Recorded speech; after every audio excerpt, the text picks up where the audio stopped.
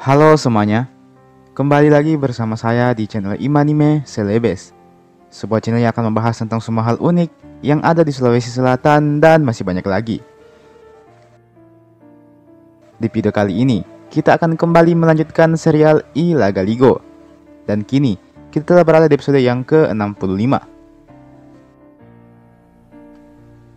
Oke, sebelum kita masuki pembahasan, saya mau mengajak teman-teman semua buat yang belum subscribe, supaya bisa terlebih dahulu tekan tombol subscribe-nya, supaya channel ini bisa terus berkembang dan memberikan informasi, hiburan, serta wawasan kepada kita semua. Oke? Kalau sudah, langsung saja. Mari kita masuk ke pembahasan.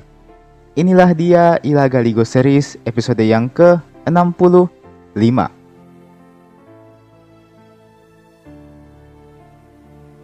Setelah upacara tepu juru dan juga pemakaman To Adanacha selesai dilakukan, kini tibalah saatnya acara sabung ayam digelar. Seperti biasa, Lagaligo menjadi orang yang paling antusias menyambut acara tersebut. Namun sayang, rasa duka masih menyelimuti semua yang hadir pada hari itu. Lagaligo seperti kehabisan lawan. Semua peserta lainnya banyak yang tidak mau mengikuti acara tersebut. Meski begitu, karena merasa tidak enak dengan Lagaligo, akhirnya Palawagau yang jauh-jauh datang dari Tompotika pun memutuskan untuk menjadi lawan bagi Lagaligo. Dan seperti biasanya, lagi-lagi ayam Palawagau takluk di hadapan ayam Lagaligo. Setelah Palawagau meninggalkan gelanggang tersebut, suasana nampak kembali sepi. Lagaligo kembali mencari penantang, sebelum akhirnya datanglah seseorang yang bernama Sama.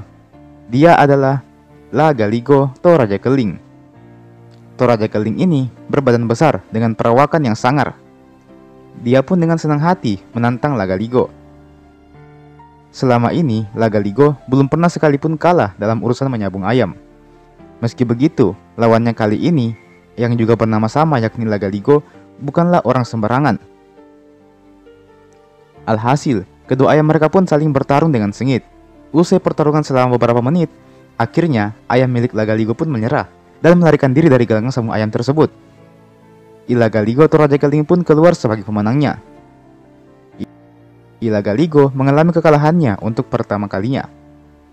Namun, bukannya bersikap positif, Lagaligo justru mengamuk. Dia merebut ayam milik Toraja Keling, dan dengan penuh emosi, dia membunuh ayam tersebut tanpa ampun. Toraja Keling yang menyaksikan hal itu sempat merasa emosi. Namun dia sadar bahwa dia bukanlah tuan rumah di sini. Alhasil, Toraja Keling hanya diam, dan setelah itu, dia bergegas pergi meninggalkan Alecina, tanpa pamit ke Sauri Gading. Kejadian itu semakin membuat semangat orang-orang yang hadir jadi semakin berkurang. Mereka sudah kehilangan antusiasnya. Akhirnya, mereka semua termasuk Palawagau pun langsung pulang ke negaranya masing-masing. Semuanya pulang tanpa berkata apa-apa, dan tanpa pamit.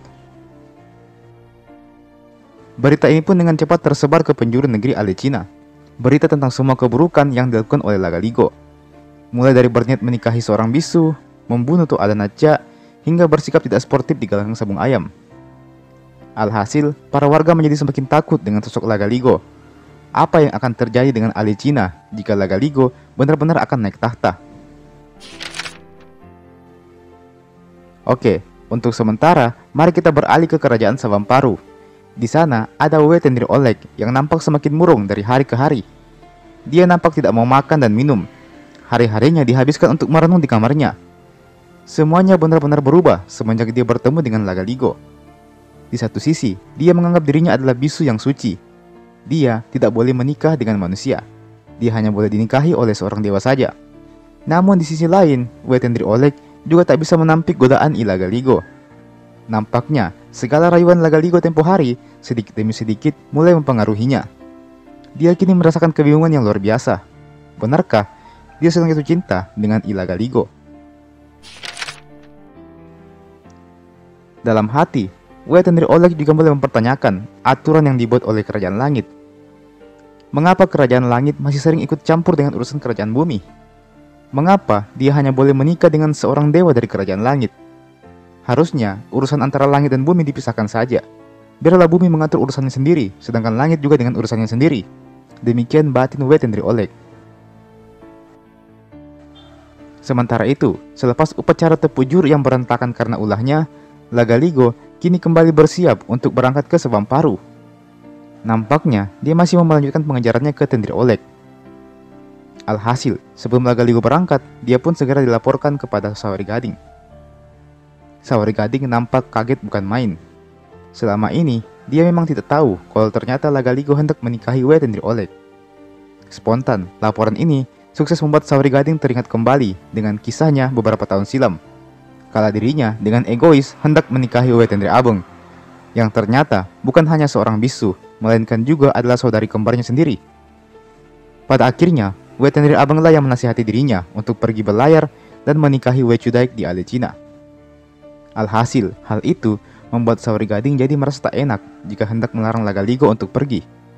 Dirinya juga pernah berada di posisi seperti Lagaligo saat ini. Maka Sawari Gading pun memilih untuk mendiamkan saja hal ini.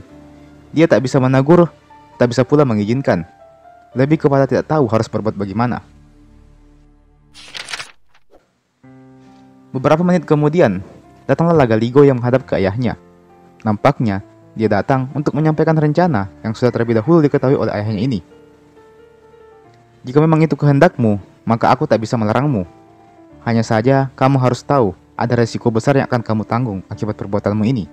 Demikian ucap Sawari Gading mengingatkan anaknya.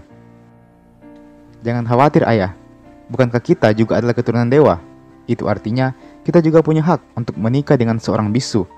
Lagi pula, tidak adil rasanya jika hanya kerajaan langit saja yang boleh menikahi bisu. Lagi pula, bisu juga manusia, aku pun juga manusia. Mengapa manusia tak boleh menikah dengan sesama manusia? Demikian ucap Lagaligo. Sawari Gading hanya bisa diam mendengar jawaban anaknya itu. Sebenarnya, maksud Lagaligo menemuinya adalah untuk mengajaknya pergi bersama ke kerajaan Sewamparu. Namun reaksi Sawari Gading yang hanya diam saat itu seolah-olah telah memberi jawaban bahwa sang ayah tidak berniat pergi untuk ikut bersamanya. Jika Sawari Gading tidak pergi, maka demikian juga dengan Cudaik, yang jelas tak mau berpisah dengan suaminya. Alhasil, Paneneranglah yang diutus untuk mewakili Sawari Gading. Dia ikut bersama dengan rombongan Lagaligo dan berangkat menuju ke Sewamparu. Singkat cerita, Lagaligo pun tiba di kerajaan Sewamparu. Makasau sebagai raja di Sewamparu langsung tersetak kaget mengetahui kedatangan Lagaligo, yang sebenarnya juga adalah keponakannya sendiri. Makasau sejatinya sudah tahu maksud kedatangan Lagaligo adalah untuk menikahi putrinya.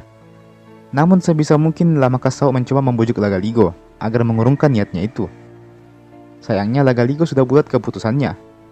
Jika seorang bisu hanya boleh dinikahi oleh seorang dewa, maka aku juga adalah keturunan dewa. Aku adalah keturunan langsung dari sang Patotoe. Maka jelas, aku juga berhak untuk menikahi bisu. Itulah statement yang digunakan Lagaligo. Alhasil, Makasau pun akhirnya mengizinkan pernikahan itu terjadi. Salah satu penyebabnya karena memang Tendri Oleg sudah jatuh cinta dengan Lagaligo. Maka Makasau hanya bisa pasrah dengan hal itu. Dia berusaha untuk tetap tersenyum meski agak kecewa dengan keputusan anak dan kemenakannya ini. Sementara itu, di kerajaan langit, terlihat sang Patotoe sedang termenung menyaksikan tingkah Lagaligo di kerajaan bumi.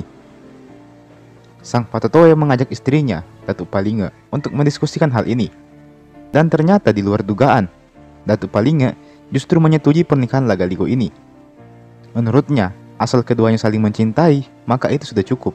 Lagi pula, Lagaligo juga benar adanya. Dia adalah seorang keturunan dewa. Mendengar hal itu, sang Patotoe hanya bisa menggelengkan kepala saja.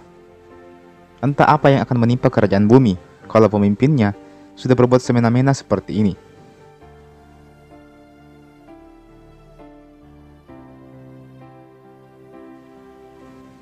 Dan teman-teman, itulah tadi Lagaligo Series episode yang ke-65.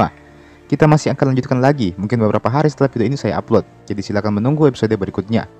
Sambil menunggu, silakan tonton video-video saya yang lain. Oke? Jangan lupa untuk like ini video, jangan lupa untuk share ini video, dan jangan lupa juga untuk subscribe ini channel. Dan nyalakan juga loncengnya, supaya tidak ketinggalan kalau ada video baru yang saya upload di channel ini. Oke? Terima kasih banyak telah menonton video ini sampai habis, dan sampai jumpa, sampai bertemu lagi di video berikutnya.